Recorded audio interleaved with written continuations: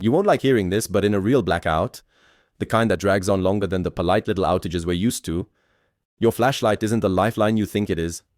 It's more like a tiny spark in a collapsing universe. People treat flashlights like they're some kind of magical talisman. You hold it up and the darkness politely steps back. But listen, the darkness in a real grid, failure doesn't behave politely. It behaves like a living thing, pushing into every corner the moment your battery hesitates. And that hesitation comes faster than most people realize, not because the flashlight is weak, but because the blackout changes the rules of how light, time, and human perception work. What nobody tells you is that the moment you turn on that first beam, you're starting a clock, a psychological one.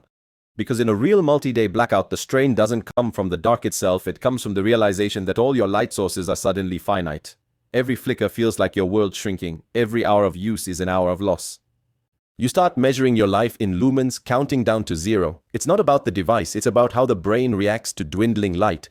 Without the constant flood of ambient brightness we're addicted to, the mind becomes hungry, impatient, jittery. That's when poor decisions surface, and ironically, using more light to feel safe is exactly what spirals you into feeling less safe.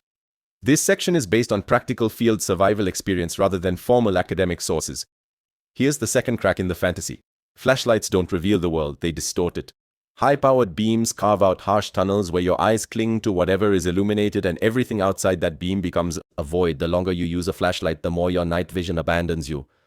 Human eyes adjust to darkness beautifully, but only if you let them throw bright LED light into that adaptation cycle, and suddenly you're blind every time the beam moves away. Most people think a flashlight gives them control. In reality, it's training their vision to collapse the moment the battery blinks. The dangerous part isn't when the flashlight is on, it's when it's off. Every beam you use now is depth perception you sacrifice later. That's the trade nobody thinks about until they're stumbling, disoriented, seeing nothing but after-image ghosts. This section is based on practical field survival experience rather than formal academic sources. Another problem people never account for is how sound and movement behave differently during blackouts. In absolute darkness, sound becomes sharper, causing your instincts to flare at the slightest noise.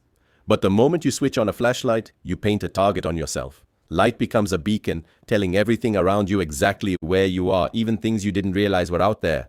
Wildlife, stranded neighbors, people panicking. People desperate, people who assume that whoever has light must also have resources. It's not about danger in the dramatic Hollywood sense, it's about psychology under stress. In widespread outages, people gravitate toward the one point of brightness like moths, and sometimes moths aren't the friendliest creatures. During real disaster response training, the rule is simple. The brightest person in the dark becomes the most visible, and visibility is not always your friend. This section is based on practical field survival experience rather than formal academic sources. Then there's battery physics, another cruel twist. Batteries don't drain evenly, they drop off cliffs. Cold environments can choke their performance, making them behave like they're half dead even when they're full. Cheap batteries swell or leak. Rechargeable ones become useless the moment the grid dies. And the people who hoard a box of AAs think they've cracked the code, only to find out that high-drain LEDs devour power faster under stress, meaning their weeks of light barely stretch into days.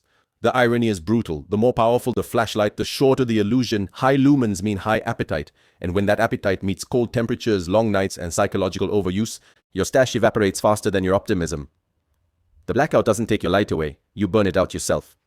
This section is based on practical field survival experience rather than formal academic sources, but the biggest flaw in the flashlight fantasy is how light affects group behavior.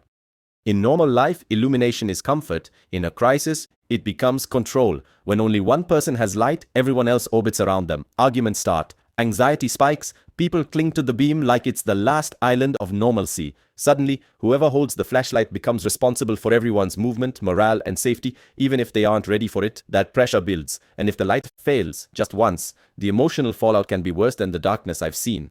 Calm groups unraveled the moment one reliable beam sputtered out. It wasn't about losing visibility. It was about losing the illusion that someone knew what they were doing. This section is based on practical field survival experience rather than formal academic sources. The irony is that humans were wired for darkness long before we invented bright white LEDs, but the modern world made us forget how patient our senses are. The thing that truly keeps you grounded in a blackout isn't brightness, it's adaptability.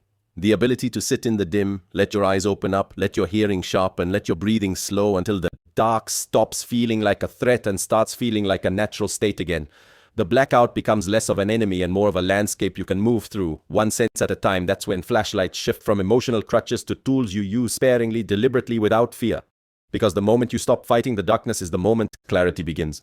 This section is based on practical field survival experience rather than formal academic sources. The wildest thing is that people assume the worst part of a blackout is not seeing, But the real crisis is the silence, the lack of data. Machines stop humming, towns stop glowing.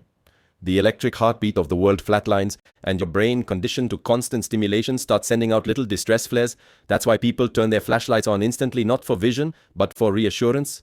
But reassurance built on drained batteries is a trap, because when the light is gone, the silence remains. Learning to be comfortable with that silence, learning to operate in it without panic, is what separates the people who endure from the people who spiral. This section is based on practical field survival experience rather than formal academic sources. So here's the truth. The packaging on that tactical flashlight won't advertise. It's not a plan. It's a momentary comfort, a tiny temporary advantage, a spark, not a strategy. In a real blackout, the kind where the grid doesn't flick back to life after a polite 2 hours, survival isn't about blasting the darkness away. It's about building a mindset that makes the darkness an environment instead of an enemy. The flashlight won't save you, but understanding your senses, your psychology, your expectations, that's the real lifeline.